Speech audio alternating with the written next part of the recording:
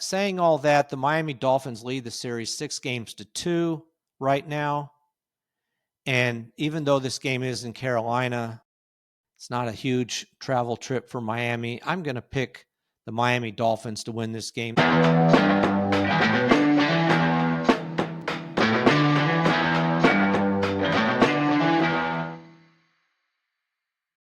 Welcome to Just the Stats NFL, the show that covers the NFL statistical leaders from the all-time greats to the current players leading the NFL. My name is Ernie Jennings, and in this podcast, we are looking at the Miami Dolphins versus the Carolina Panthers.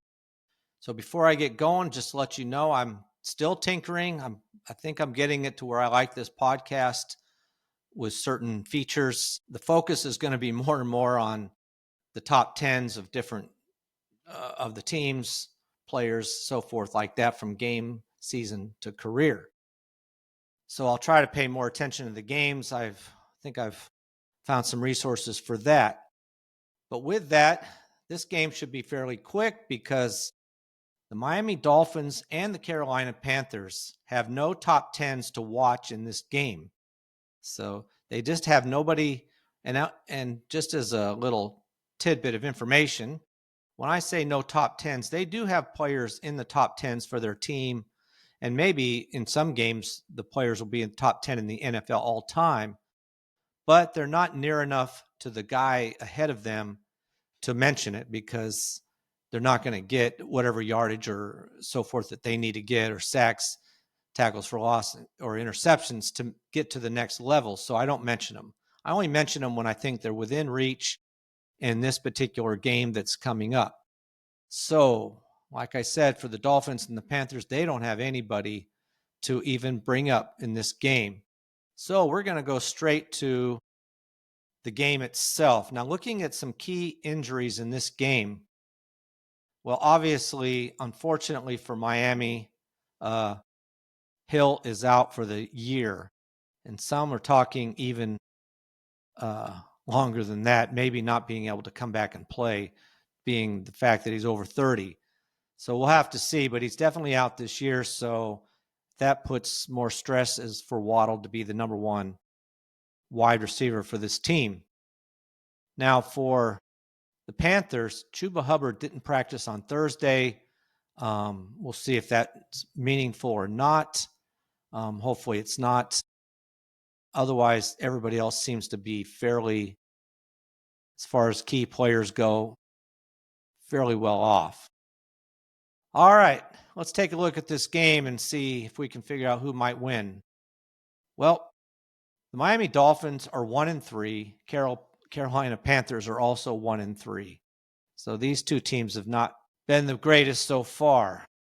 This game will be in Carolina at the Bank of America Stadium in Charlotte. And let's look at the numbers. Panthers are 26th in the NFL, averaging 19 points a game. The Dolphins are 22nd, averaging 21. So it's pretty close, only a couple points separating the two of them. The Panthers have that one odd win against the Falcons, 30-0. It's just an anomaly, honestly. I'm not quite sure what transpired there that for either team, that the Panthers did what they did and the Falcons just dropped the ball completely. All right, let's look at these offenses. Sorry about that. Just making an adjustment. Dolphins offense is 15th in passing right now, and the Panthers defense is 18th against the pass, so it's pretty even there. Rushing efficiency for the Dolphins, 19th. The Panthers defense is 25th. So overall, the Panthers defense is not that great, and the Dolphins are middle of the pack. Now, how much better they're going to be or worse as far as passing efficiency without Hill in the game remains to be seen. You just wonder, as a player, he was good. It seems like maybe with him gone, maybe that'll unite the team. We'll see what happens there. Now, for the Panthers on offense, they're not good at all either. They're not even nearly as good as the Dolphins, who are middle of the pack. Panthers are bottom of the league, but in passing efficiency, they're 27th. But the Dolphins passing efficiency on defense is 31st, next to last. So that's something to help out the Panthers. And then the same with the rushing offense for the Panthers. They're 24th. The Dolphins defense is 29th. So you do have an opportunity for the Panthers to maybe improve their chances of winning this game. So looking at who might win, the Panthers last week in New England got slaughtered 42-13. That just seems more like what they are. The Miami Dolphins were able to win their first game against the hapless New York Jets. Now that was a close game, 27-21. I just think the Miami Dolphins have actually played Buffalo fairly well for a while. I do think they're just a slightly better team. When you're looking at the quarterbacks, the team leaders here, Tua Tagovailoa has passed for 752 yards, and interestingly, Bryce Young for 753 yards. A little bit difference, though.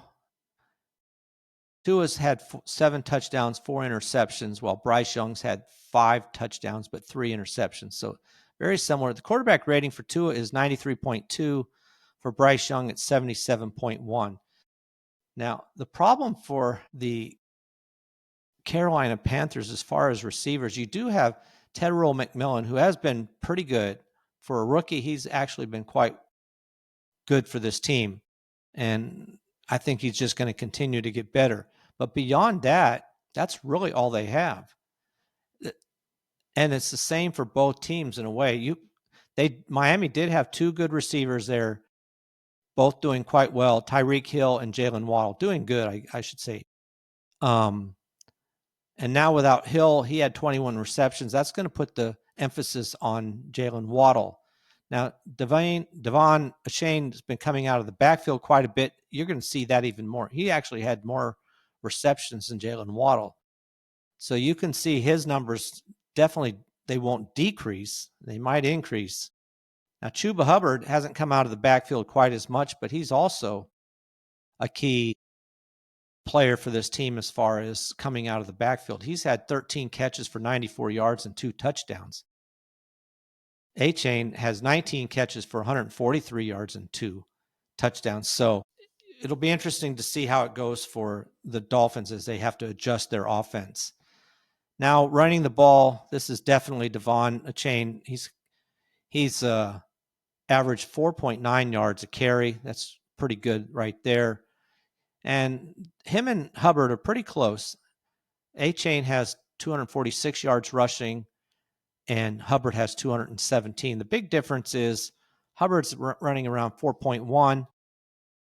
And the other difference is there's not really, Ollie Gordon's been the other backup in this game for Achane, but Rico Dowdle's carried the ball a lot more. He's cut into Hubbard's numbers quite a bit. So if you have Hubbard as a fantasy person, he's definitely doing better when it comes out of the backfield. He's helping there. That's where he's had his touchdowns. He has 0 touchdowns rushing right now.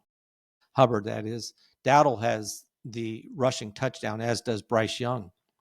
They've only had 2. So overall, offensively, I do like the Miami Dolphins and versus the Carolina Panthers a little bit. I do like them a little bit more in that facet.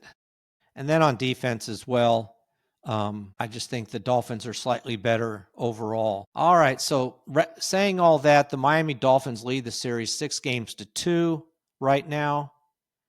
And even though this game is in Carolina, it's not a huge travel trip for Miami. I'm going to pick the Miami Dolphins to win this game. They just seem a little bit more, I hate to say they've been at odds. It seems like very difficult team to figure out, but overall, I feel like they've played better games, even though they've lost. So I'll go with the Miami Dolphins in this game. All right, that is a wrap for this episode of Just the Stats NFL. You can find me on YouTube at Just the Stats NFL, also on podcast sites, on Apple, Spotify, and any of your podcast apps. If you can't find me, let me know, and I can make sure it gets on that app. Also, you can contact me at justthestatsnfl@gmail.com. Appreciate you listening. appreciate anybody who subscribes. Thank you for that as well. Any comments, I will try to get back to you as quickly as possible if you are having a question. But all right, that is wrap for this episode. I'm on my way to the next pregame.